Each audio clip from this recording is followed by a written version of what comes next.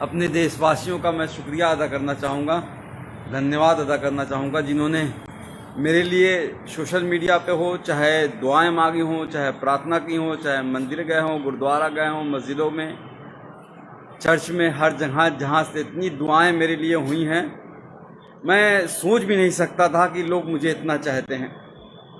आप सबका बहुत बहुत शुक्रिया, वरना तो इस बार जेल में इतनी मतलब 5 दिन तक मुझे खाना तक नहीं दिया गया।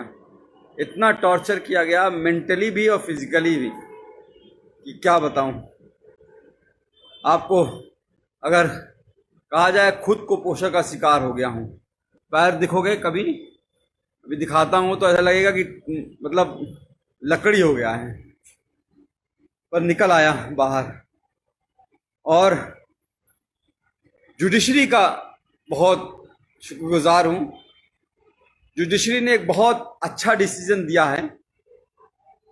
वो मेरा ऑर्डर ले आना। जुडिशरी ने बहुत अच्छा ऑर्डर दिया है और उन्होंने साफ साफ कहा है कि डॉक्टर कफील ने जो अलीगढ़ में भाषण दिया था वो कोई भड़काऊ भाषण नहीं था। वो देश की यूनिटी के लिए, अखंडता के लिए, एकजुटता के लिए था। और उन्होंने साफ साफ कहा है, डॉक्टर कफील ने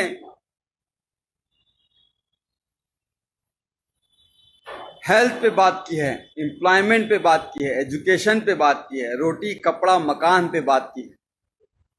हाँ जरूर एनटीसीए के खिलाफ बोला है, एनआरसी के खिलाफ बोला है, पर यह भी कहा है कि जो भी प्रोटेस्ट हो गांधी जी के अहिंसा के, सद्भावना के साथ होना चाहिए, कोई हिंसा नहीं होनी चाहिए। सबसे भाई मिलकर, भाईचारे के साथ मिलकर सबको साथ आना चाहिए। फिर भी उसके बाद जिस तरह से मुझे टॉर्चर किया गया, मुंबई एयरपोर्ट से पकड़ के 48 घंटे तक इंटरोगेट किया गया।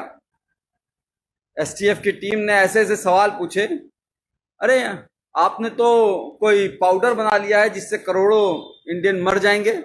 मैंने कहा भैया मैं डॉक्टर हूं बच्चों का, मैं कहां से पाउडर बना लूंगा। कोरोना की बात कर रहे हैं क्या? तो आप चाइना से पूछिए। आप सरकार गिरा रहना चाहते हैं, हमारे पास फोन रिकॉर्डिंग, हमने कहा लाइए सुना दीजिए, एक भी सबूत आपके पास हो तो।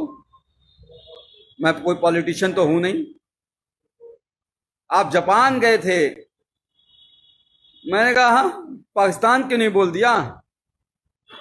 अरे जापान कैसे, इंडिया से बाहर कैसे जा सकता हूं जब पासपोर्ट मेरा जुडिशरी के पास जमा है। तो एक तरह से बहुत टॉर्चर किया। फिर जेल में रह के, जेल में ऐसी जहां रखा जहां पे 150 कैदी थे। वो 9 महीने का बीआरडी ऑक्सीजन ट्रेजेडी के बाद जो 9 महीने का दर्द था, उसको उससे ज्यादा, उससे कई गुना, हजारों गुना ज्यादा पतली पानी की तरह दाल, कच्ची रोटियां, वही सुबह शाम खाना है। जीना था। उम्मीद थी कि आप लोगों से दोबारा मिल सकूंगा, मुखातिब हो सकूंगा, आप लोगों से बात कर सकूंगा। और आप सबकी दुआएं काम आई। आज आपके साथ हूं फिर से दोबारा। बच्चों की जान बचाने की कितनी बड़ी सजा दोगे भाई? क्या बच्चों को जान बचाना इतना बड़ा गुनाह हो गया था? इस तरह से प्रताड़ना देना, 9 महीने उस वक्त जेल रखना, फिर बहराइच वाले कांड में भी 2 महीने जेल रखना, फिर 8 महीने इतना टॉर्चर कराना। जेल में बार बार सिर्फ यही कहा जा रहा था कि तुम उन 70 बच्चों की बात नहीं करोगे, जो 70 बच्चे ऑक्सीजन की कमी से मर गए हैं, उनकी कभी बात नहीं करोगे, उनको भूल जाओ। कैसे भूल जाऊं? अपने सामने मरते हुए उनको देखा है।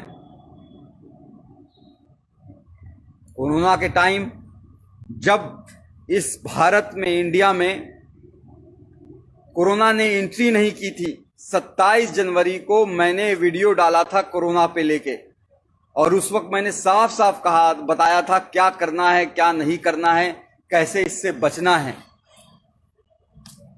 और 30 जनवरी को पहला केस इंडिया में आया। मैंने माननीय प्रधानमंत्री नरेंद्र मोदी जी को 19 मार्च को ही एक लेटर जेल से सुप्रिंटेंडेंट जी के द्वारा भिजवाया और उसमें साफ कहा कि हम कम्युनिटी ट्रांसमिशन से बच नहीं सकते। हमारा भारत देश ऐसा है, क्योंकि मैंने पूरा भारत घूमा है, कितनी गरीबी है, एक एक घर में 4-4 लोग कैसे रहते हैं, एक पूरी झुग्गी झोपड़ी बस्ती होती है, हजारों लोग उसी में रहते हैं जैदू भाई जी। तो उसमें रहते हैं, वो कैसे रहते हैं, वो कैसे दूरी 2 गज की दूरी रहो कह देना आसान होता है, पर वो इतना आसान नहीं है गरीबों के लिए। कितने माइग्रेंट बेचारे चलते चलते गए, ट्रेनों में दब गए। गरीबी कितनी है, आज क्या हालत हो गई है हमारे देश की। कोरोना वायरस इस तरह से फैल चुका है कि हम दुनिया के दूसरे नंबर पे पहुंचने वाले हैं, ब्राजील को भी छोड़ देंगे। श्री नरेंद्र मोदी जी के दोस्त ट्रंप साहब और ये इंडिया फर्स्ट और सेकंड नंबर पे रह गया है। 48 लाख कोरोना वायरस के केस हो चुके हैं और 60,000 से ज्यादा मौतें हो चुकी हैं। बहुत कुछ करना चाहता था इस कोरोना वायरस के लिए, 8 महीने में शायद बहुत कुछ कर सकता था, पर करने नहीं दिया गया।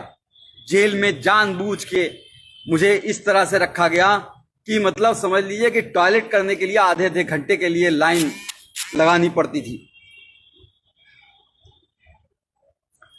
नहाने के लिए आधे घंटे के लिए लाइन लगानी पड़ती थी। गर्मी इतनी हो जाती थी कि कपड़ा पहन के पूरा नहा के पूरा बिस्तर बिछा के बिस्तर को भी भिगा देता था, तब जाके लेटता था। और वो 150 लोग 534 लोगों की रहने की जगह है वो, लेकिन 1600 कैदी थे। अब बताइए वहां पे कैसे सोशल डिस्टेंसिंग हो जाएगी। वो ख्वाब था, लोगों की सांसें, लोगों की बदबुआं, लोगों की मतलब पेशाब की महक, और एक टॉयलेट होता था 150 लोगों के बीच एक टॉयलेट। किस तरह से जिंदगी गुजरी है। और एक बात बता दूं, सिर्फ मैं नहीं सफर किया हूं, पूरी फैमिली को हरास किया है। पूरी फैमिली को जिस तरह से प्रताड़ित किया गया है उसका कोई बयान नहीं है। तो मेरा बच्चा जो 11 महीने का था, जब चल नहीं पाता था तो उसे छोड़ गया था, आज चलता है, दौड़ता है, बोलता है। पिछली बार भी जब बीआरडी में 70 बच्चे मरे थे और उस वक्त भी बिना बात के झूठ केस में फंसा के जेल भेज दिया गया। और जब 9 महीने बाद हाई कोर्ट ने कहा कि अरे डॉक्टर कफील की कोई गलती नहीं थी, इंक्वायरी रिपोर्ट में आ गया अरे डॉक्टर कफील की कोई गलती नहीं थी, तो भी जब बाहर आया तो मैंने अपनी बच्ची को चलते हुए देखा। उस वक्त भी अपनी बच्ची जब वो को छोड़ के गया था तब भी वो 11 महीने की थी, चल नहीं पा रही थी और बड़ी हो गई थी। आज मेरे दोनों ही बच्चे, मेरे ही दोनों बच्चे, मैं खुद अपना बाप होके, मैंने दोनों बच्चे, मुझे बाप पापा का मतलब नहीं समझते हैं, अब्बूजान का मतलब नहीं समझ पाते हैं, पिताजी का मतलब नहीं समझ पाते हैं। ये दर्द है। मेरी माँ 65 साल की बूढ़ी होके हाई कोर्ट और सुप्रीम कोर्ट के चक्कर लगाती रही, तब जाके ये जीत हुई है।